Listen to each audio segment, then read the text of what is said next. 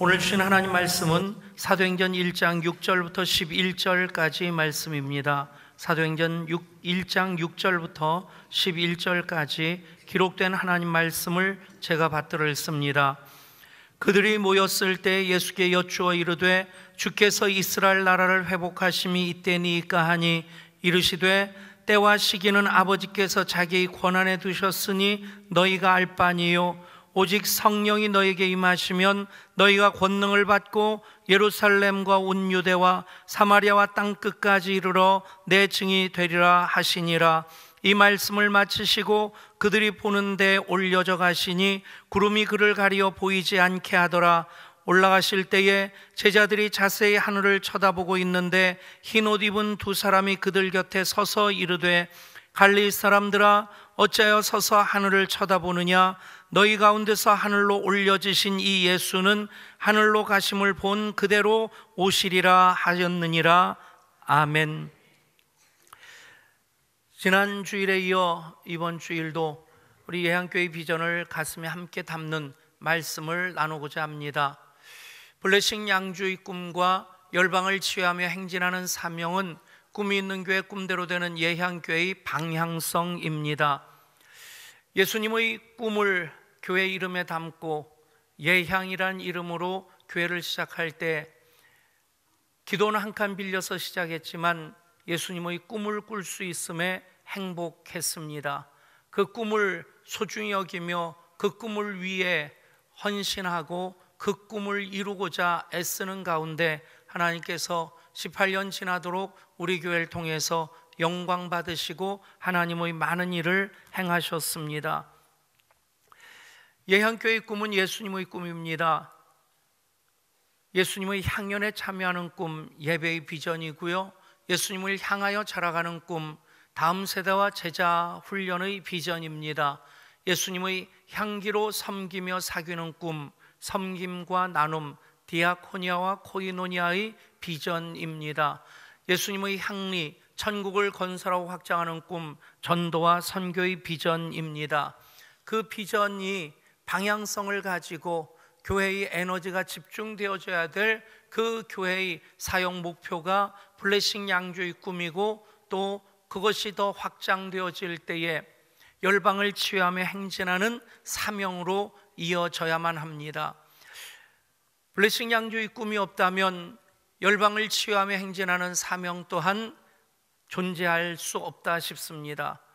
어떤 골목에 빵집이 3개가 나란히 있는데 한 빵집의 이름은 이 세상에서 제일 맛있는 빵집, 두 번째는 이 나라에서 제일 맛있는 빵집, 세 번째는 이 골목에서 제일 맛있는 빵집. 어떤 빵집이 제일 잘 됐을까요?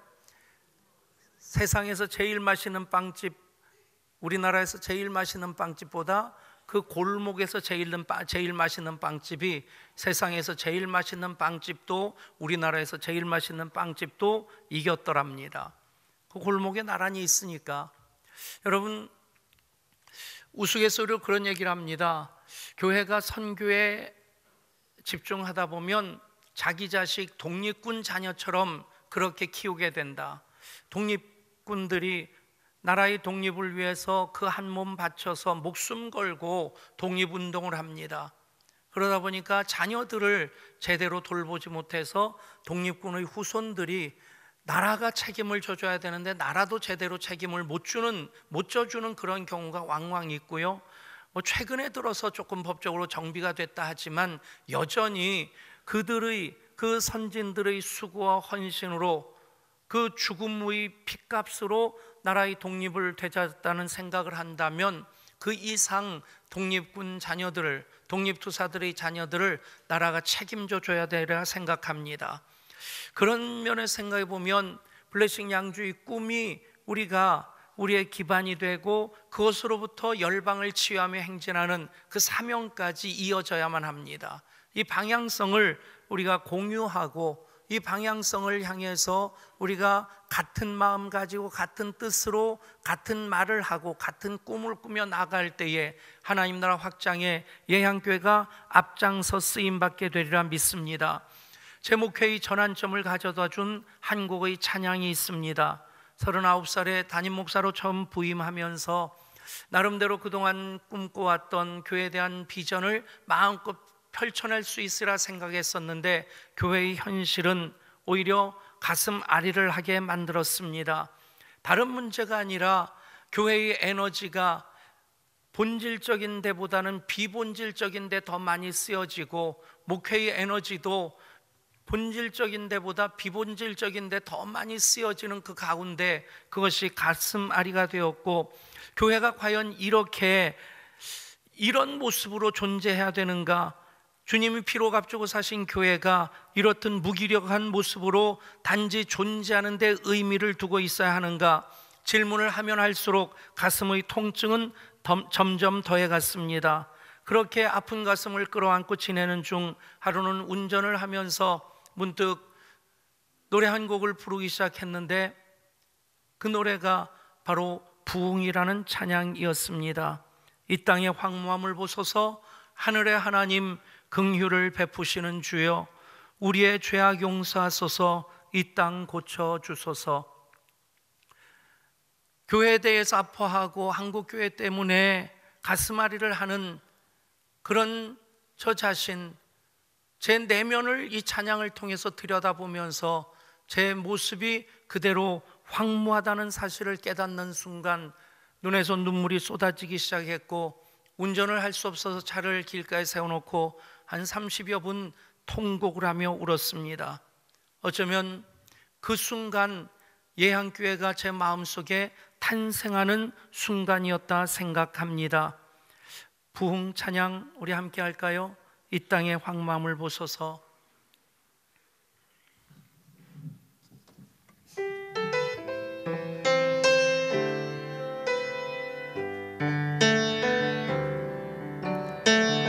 이 땅의 황무함을 보소서, 하늘의 하나님 긍휼을 베푸시는 주여, 우리의 죄악 용서하소서, 이 땅 고쳐 주소서.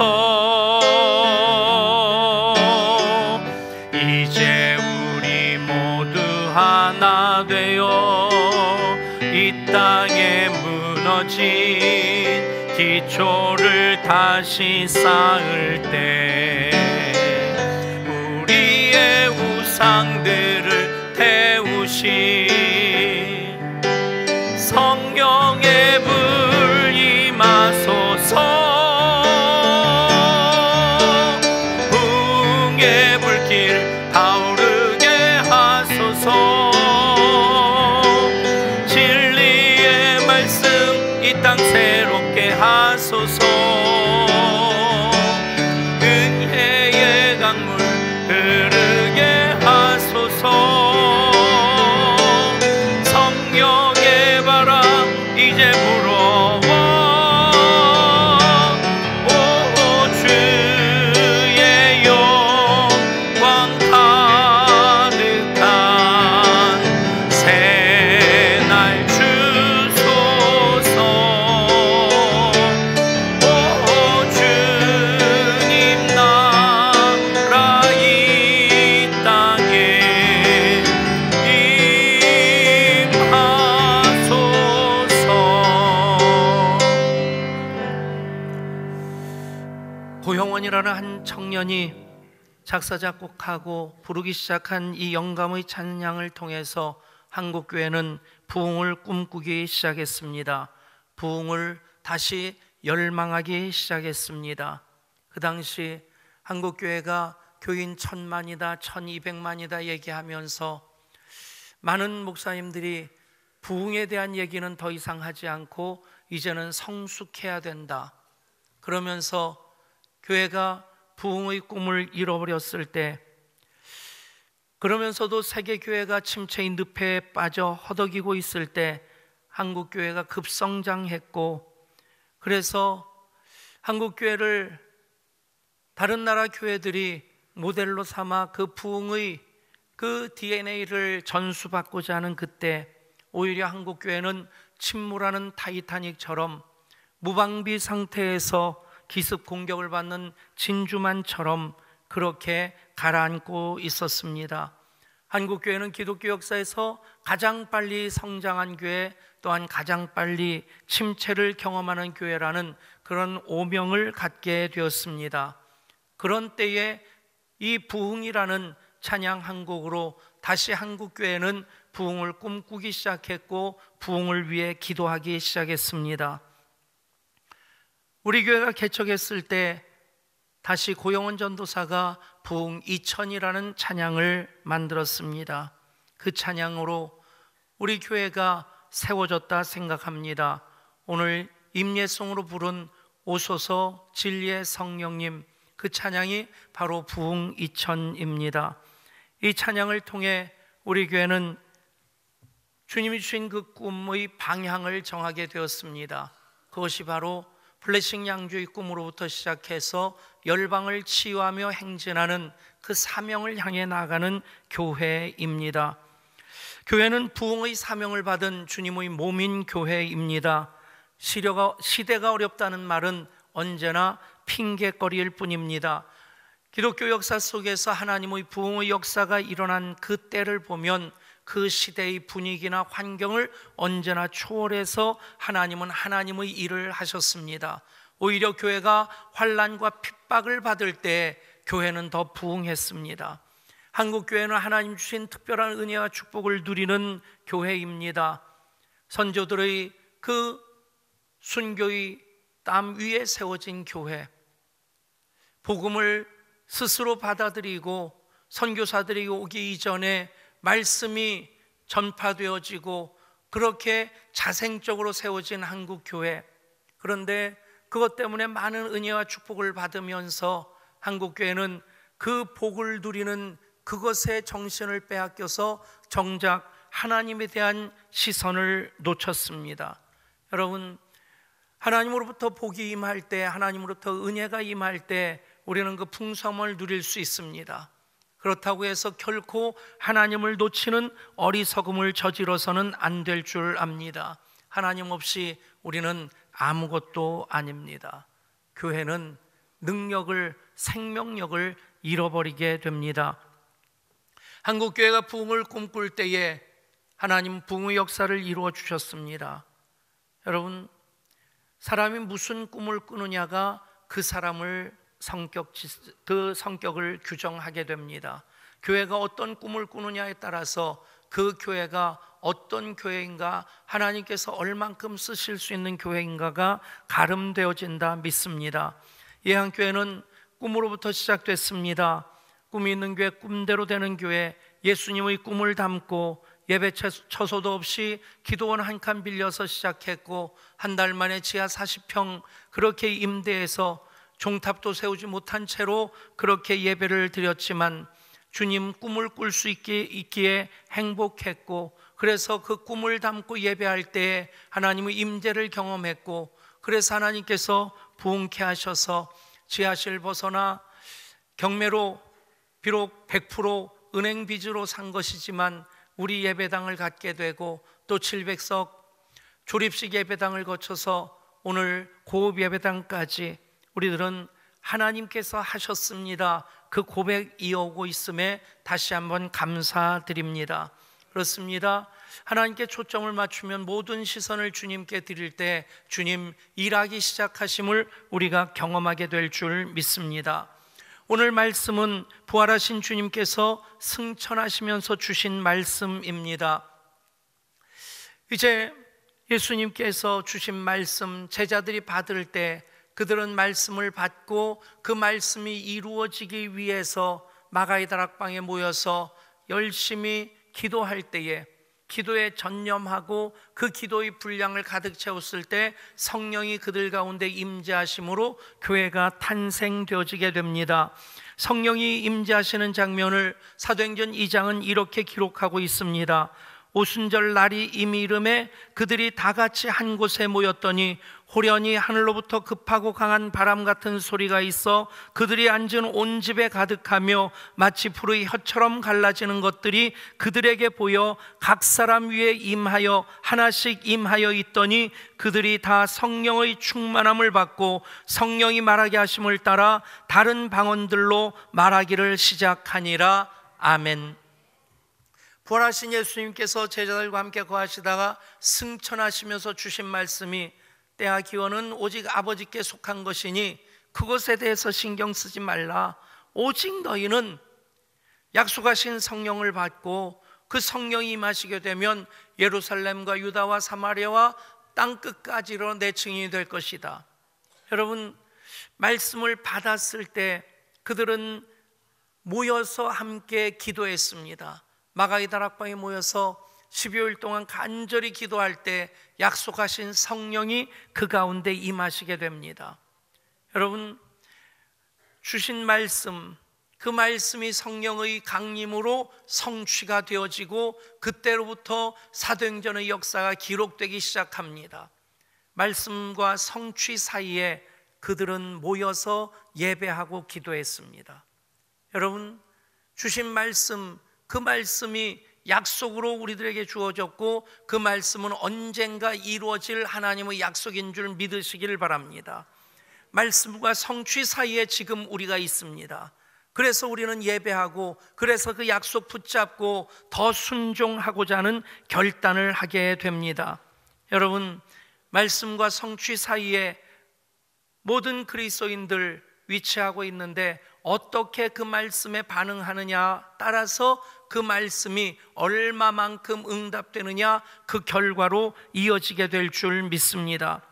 주님께서 교회를 세우시면서 사도 베드로의 그 고백을 받으시고 기뻐하시면서 내가 이 반석 위에 내 교회를 세우리니 음부의 권세가 이기지 못하리라. 주님의 교회를 세우시는데 어떤 권세를 주십니까? 음부의 권세가 이기지 못하리라. 우리가 이 말씀을 수동적으로 이해를 하는 것은 잘못 이해를 하는 겁니다. 교회가 있고 음부의 권세가 쳐들어와서 교회가 기와장 몇 장 깨지고 유리창도 깨지지만 약간의 손실은 있지만 그래도 버텨냈다, 그 그림이 아닙니다. 음부의 권세, 음부는 지옥입니다. 권세라고 써있는 그 곳에 숫자 하나가 있고 아래를 보면 대문 그렇게 되어 있습니다. 그러니까 지옥의 대문이 교회가 그리스도의 십자가를 들고 나가세 주 예수만을 위하여 전진할 때 지옥의 대문이 견디지 못하고 깨지는 것입니다. 아멘. 여러분, 생각하는 사람 로댕, 그 작가의 작품이죠. 생각하는 사람만 알고 있는데 사실은 지옥문 앞에서라고는 연작입니다. 많은 작품들 가운데 하나가 생각하는 사람이에요. 그 생각하는 사람이 어디서 이러고 턱을 괴고 고민하느냐 하면 지옥문 앞에서 고민하는 겁니다. 무엇을 먹을까, 무엇을 입을까, 그 생각하는 게 아니에요. 지옥문 앞에서 내가 구원받을 수 있을까, 구원을 놓치면 어떡할까, 그 구원에 대한 본질적인 고민을 하고 있는 겁니다. 여러분, 그런 것에 대해서 로댕은 그런 영감으로 작품을 만들었다고 한다면 우리는 믿음 가지고 전진할 때 그 지옥의 대문이 깨지는 역사가 일어날 줄 믿습니다. 그리고 그 교회 주신 권세가 무엇입니까? 내가 천국 열쇠를 내게 주노니 내가 무엇이든지 땅에서 매면 하늘에서 매일 것이요 무엇이든 땅에서 풀면 하늘에서 풀리리라. 여러분, 하나님을 자기 멋대로 그냥 쥐락펴락하라는 얘기 아닙니다. 하나님을 좌지우지하라는 얘기 아닙니다. 그렇다면 하나님 얼마나 정신 사나우시겠어요? 그 권세 가지고 이 땅에서 하나님의 일을 풀어내라는 것입니다.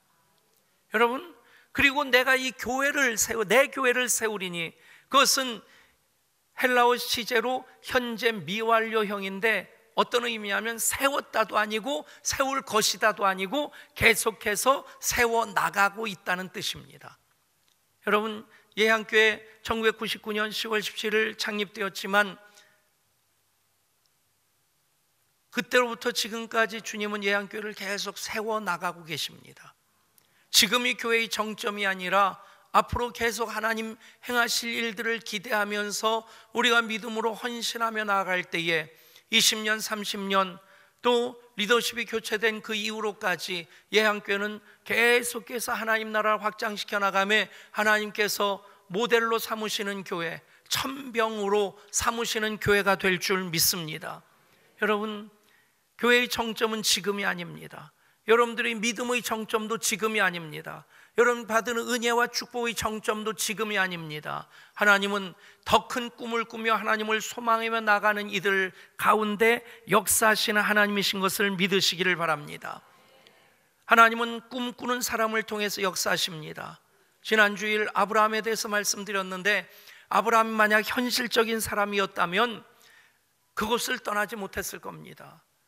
지금도 고향과 친척과 아버지 집을 떠난다는 게 만만치 않습니다. 그런데 그 당시에 고향과 친척과 아버지 집을 떠나는 것은 목숨을 건 모험을 하는 겁니다. 그리고 지금까지 내가 닦아놓은 삶의 모든 기반을 다 포기하는 걸 뜻합니다. 주판을 두드려보고 하나님, 이건 암만 해도 답이 안 나오는데요. 그러나 아브라함이 꿈의 사람이었기에 너는 복이 될지라 하는 그 말씀 듣고 고향과 친척과 아버지 집을 떠나 갈 바를 알지 못할지라도 하나님 지시하는 곳으로 나아갈 때에 복이 되었습니다. 여러분, 예수 믿는 사람들은 꿈을 꾸는 사람들입니다. 예향교회 하나님께서 특별히 이뻐하시는 그 이유가 무엇일까 생각해 보면 하나님의 꿈을 꾸는 것이라 믿습니다. 공산주의 창지사인 칼 막스가 그런 얘기를 합니다. Pie now, not pie in the sky. 하늘의 파이라는 것은 그건 허황된 일이라는 겁니다. 지금 당장 손에 들려지는 빵 하나가 중요하지, 하늘에서의 파이를 가지고 교회가 사람들을 현혹한다고 그렇게 그 교회를 공격하는 말로 이 말을 쓴 겁니다. 그러나 여러분, 하늘의 꿈을 꾸지 않는 공산주의는 역사의 유물로 사라져 버렸습니다. 여러분, 하늘의 꿈을 꾸실 수 있기를 바랍니다. 하늘의 꿈을 꿀 때 우리는 어떻게 해야 됩니까? 시편 81편 10절 말씀 보면 하나님이 이렇게 말씀하십니다. 나는 너를 애굽 땅에서 인도하여 낸 여호와 내 하나님이니 내 입을 크게 열라 내가 채우리라. 아멘. 여러분, 출애굽 역사를 이루시고 가나안 땅 정복해 하신 그 과정 속에서 홍해도 갈라주시고 요단강도 갈라주시고 그리고 바위를 터뜨려 샘솟게 하시고 만나도 내려주시고 그리고 메추라기도 몰아주신 하나님이십니다. 그 하나님께서 이스라엘 백성들에게 나는 너를 애굽 땅에서 인도하여 낸 여호와 내 하나님이니 내가 이렇게 일을 했으니 너희들에게 증거를 보여줬으니 이제 너희는 입을 크게 벌려라. 입을 크게 벌려라. 여러분, 그대로 적용하실 수 있기를 바랍니다. 기도할 때도 입을 크게 벌려 기도하십시오. 아마 장로교회 중에서 주일 예배에 통성 기도하는 교회 많지 않을 것 같아요. 그것을 시작하게 된 이유가 문득 우리 교인들 목장 예배를 빼놓고 주일 예배 외에 다른 예배 안 드리고 일주일 사는 분들이 한 80%는 되는 것 같아요. 진림이 있는 자들은 행동으로 이어질 수 있길 바랍니다. 근데 목사로서는 안타까움이 있지만 그분들에 대해서 그래 뭐 지복이지 그러고 내팽겨둘 수 없겠더라고요. 주일 예배 한 번 드리고 일주일 먹고 살아야 되는데 문득 그런 생각을 하게 된 거예요. 주일 예배 한 번 드리면서 주일날 오면 묵상 기도하면서 예배를 준비하죠. 또 예배 기도는 대표 기도자가 중보 기도를 하죠. 그러고 나면 일주일 동안 자기 입 벌려서 하나님, 예수님 한번 이름도 안 불러볼 것 같아요. 식사하면서 여러분 통성기도하고 식사하십니까? 집에서도 그렇지 않거니와 직장 가서 직장 동료들하고 밥 먹으면서 어떤 분은 아주 간단하게 하더라고요. 쓱 한번 훑고 내려가면 그 사이에 그냥 훑고 내려가는 사이에 하나님 감사합니다 그러고 눈 뜨면 기도한 거예요. 그리고 상대방은 뭐 한지 전혀 모르고, 그래서 자기는 기도했다고 생각하고 한번 훑고 내려가고. 목사로서 그런 고민이 되는 거예요. 도대체 교인으로서 하나님의 자녀라고 하면서 하나님 아버지 이름을 일주일에 한 번도 소리내어 부르지 않는다면 어떻게 그 영이 살 수 있을까? 그 고민 가지고 주일날도 예배 통성 기도를 결단 기도로 하는 겁니다. 오늘 더 크게 기도할 수 있기를 바랍니다. 내 입을 크게 열라. 여러분, 찬송할 때도 입을 크게 열어서 찬송하십시오. 물론 조용하게 찬송하면서 은혜가 되는 찬송도 있습니다만, 여러분, 하나님 영광을 높여드리고 행하신 일들에 대해서 내가 신앙을 고백하는 찬송들 어떻게 얌전히 부를 수 있겠습니까? 제 생각입니다만 이 생각이 여러분들의 생각이 될 수 있기를 바랍니다. 내 입을 크게 열라 내가 채우리라. 하나님은 그렇게, 내가 이렇게 너희를 애굽에서 인도해 난 너희 하나님 여호와다. 내 입을 크게 열면 내가 또 채워줄 것이다. 그런데 그 다음으로 이어지는 말씀을 보면 하나님의 기대와 전혀 어긋난 반응이 나옵니다.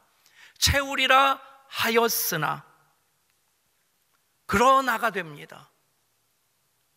그리고 11절에서 내 백성이 내 소리를 듣지 아니하며 이스라엘이 나를 원하지 아니하였도다. 그러므로 내가 그의 마음을 완악한 대로 버려두어 그의 임의대로 행하게 하였도다. 여러분, 이 얼마나 안타까운 모습입니까?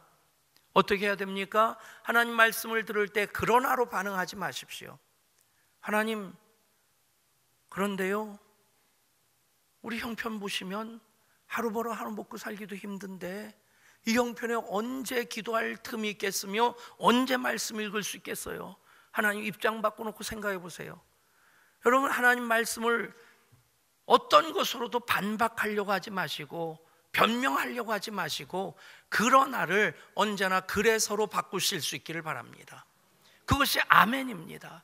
하나님 말씀하심에 아멘으로 화답할 때 우리는 그 말씀을 따라 살게 되고, 그러나를 그래서로 바꿀 때 13절에서 우리 하나님 이렇게 말씀하십니다. 내 백성아 내 말을 들으라. 이스라엘아 내 도를 따르라. 그리하면 내가 속히 그들의 원수를 누르고 내 손을 돌려 그들의 대적을 치리라. 아멘. 여러분, 그러나 그러면 하나님도 멈칫하십니다. 그래서 아멘 하면서 나아가면 하나님이 본격적으로 일하기 시작하십니다. 여러분, 하나님을 믿는 우리의 믿음, 여러분들의 차원에 가둬두지 마시고 하나님이 기대하시는 만큼 그 믿음의 크기를 키워가실 수 있기를 축복합니다. 마가복음 11장 23절 24절에서 우리 주님이 이렇게 말씀하십니다. 내가 진실로 너희에게 이르노니 누구든지 이 산더러 들리어 바다에 던져지랴 하며 그 말하는 것이 이루어질 줄 믿고 마음에 의심하지 아니하면 그대로 되리라. 그러므로 내가 너희에게 말하노니 무엇이든지 믿고 구하는 것은 받은 줄로 믿으라. 그리하면 너희에게 그대로 되리라. 여러분, 그게 하나님이 기뻐하시는, 하나님이 요구하시는 우리의 믿음이어야만 합니다. 우리 상식 수준으로, 내 경험의 수준으로 우리 믿음을 제한하면 하나님을 제한하는 것이 됩니다. 믿고 구한 것은 그대로 받은 줄로 믿는 여러분 되실 수 있기를 바랍니다. 그것이 내 입을 크게 열라 내가 채우리라. 여러분, 히브리서에서 이렇게 말씀합니다. 하나님께 나아가는 자는 반드시 그가 계신 것과 또한 그가 자기를 찾는 자들에게 상 주시는 이심을 믿어야 할지니라. 대부분의 그리스도인들이 하나님 계신 것만 믿으면 그 정도면 됐지 하고 머물러 있습니다. 거기에 더해야 될 것이 무엇입니까? 빠져서는 안 될 것이 무엇입니까? 그가 자기를 찾는 자들에게 상 주시는 이심을 믿는 것입니다. 여러분, 밥상만 받는 것 아닙니다. 하나님 주시는 그 상을 여러분 기대하실 만큼 우리의 믿음이 커질 테고 커지는 만큼 입을 채워주실 줄 믿습니다. 빌립보서 4장 19절에서 또 하나님 이렇게 말씀하십니다. 나의 하나님이 그리스도 예수 안에서 영광 가운데 그 풍성한 대로 너희 모든 쓸 것을 채우시리라. 아멘. 4장 19절에요. 우리나라 근현대사 모든 사건들이 이제 숫자의 조합으로 이어지지 않습니까?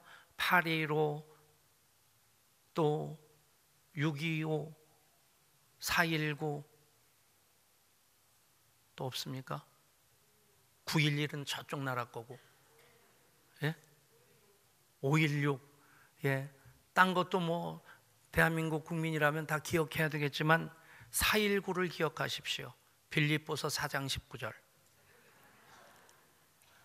너희 하나님이 그리스도 예수 안에서 영광 가운데 그 풍성한 대로 너희 모든 쓸 것을 채우시리라. 아멘. 여러분, 하나님을 기대하는 믿음이 입을 크게 벌리는 것입니다. 아멘으로 하나님 말씀을 가슴에 담고 그 말씀을 이루어 주실 하나님을 바라보며 나가는 것입니다. 하나님 더 크게 경험하기 원하십니까? 그런 나를 그래서로 바꾸실 수 있기를 바랍니다. 스티븐 코비의 성공하는 사람들의 7가지 습관, 몇 년 전에 베스트셀러로 참 많은 사람들이 읽었던 책입니다. 거기에 나오는 얘기에 어느 노부부가 거위를 키우고 있었는데 그 거위가 어느 날 황금알을 낳습니다. 얼마나 놀랐겠습니까? 시장에 내다 팔았는데 돈을 많이 벌었습니다. 혹시나 그 다음 날도 가보니까 또 알을 하나 나눈 거예요. 매일 황금알 하나씩 낳는 이 거위 덕에 노부부는 부자가 되었습니다. 부자가 되고 나니까 은근한 욕심이 생기는데 날마다 한 알씩 받아서 이거 감질 나지 않냐, 저 거위 뱃속에 황금 덩어리가 무진장 들어있을 텐데 배를 갈라보자. 갈랐더니 그냥 내장만 있을 뿐입니다. 알집에 작은 알들 여러 개가 그냥 모여있을 뿐입니다. 여러분, 저는 이 이야기를 한국교회와 연결시켜 봅니다. 신앙생활하는 분들이, 많은 분들이 그 거위를 키울 생각을 안 하고 잡아먹을 생각을 합니다. 일확천금, 로또, 그런 것은 신앙적이지 않습니다. 로또를 사는 분이 자기 부인한테 그러더래요. 우리 로또라고. 안 맞아도 너무 안 맞는다고. 여러분, 로또 사보신 분들은 다 그런 경험 있으실 텐데, 여러분, 그 황금 패러다임 볼 때는 번쩍번쩍하고 뭔가 되는 것 같지만 그 거위를 잡아먹으면 모든 걸 다 잃게 됩니다. 한국교회가 처음에 말씀드린 대로 하나님 주신 특별한 은혜와 복을 누리는 교회입니다. 정말 한국교회만큼 이렇게 하나님 주신 복을 많이 누리는 교회가 없는데 어느 날 아예 거위를 잡아먹으려고 덤벼듭니다. 여러분, 교회를 잘 키워야 됩니다. 믿음을 잘 키워야 됩니다. 그러면 하나님을 기대하는 가운데 계속 하나님 주시는 은혜를 우리는 누리며 살 수 있게 됩니다. 하나님을 믿는다 하면서 자기는 아무것도 하지 않는 사람이 있습니다. 신앙을 가장한 불신앙입니다. 김동호 목사님이 그런 얘기를 했습니다.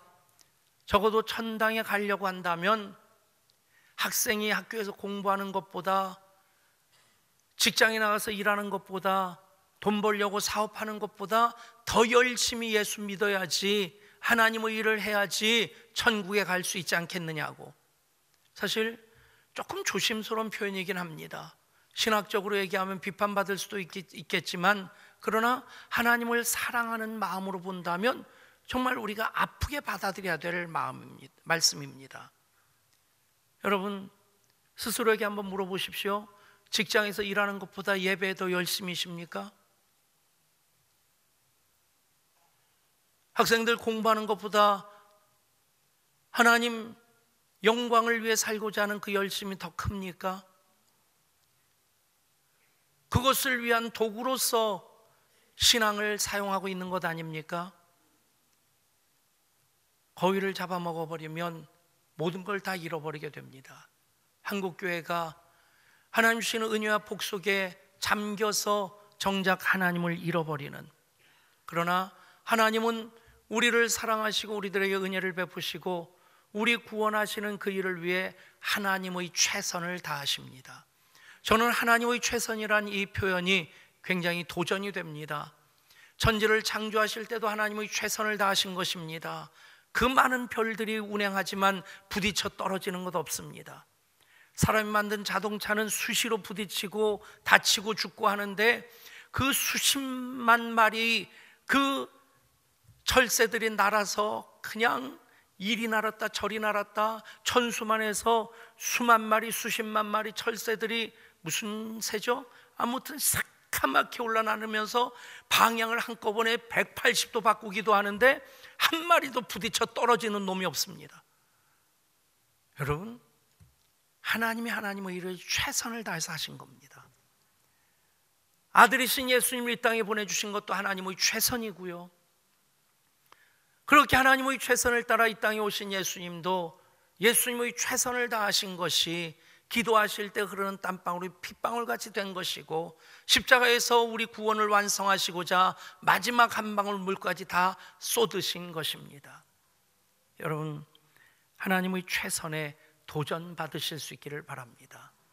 그 마음으로 열방을 치유하며 행진하는 그 사명을 향해 나아갈 때 작은 발걸음 한 걸음일지라도 하나님은 그것을 통해서 하나님 계획하신 그 일을 이루어 가실 줄 믿습니다.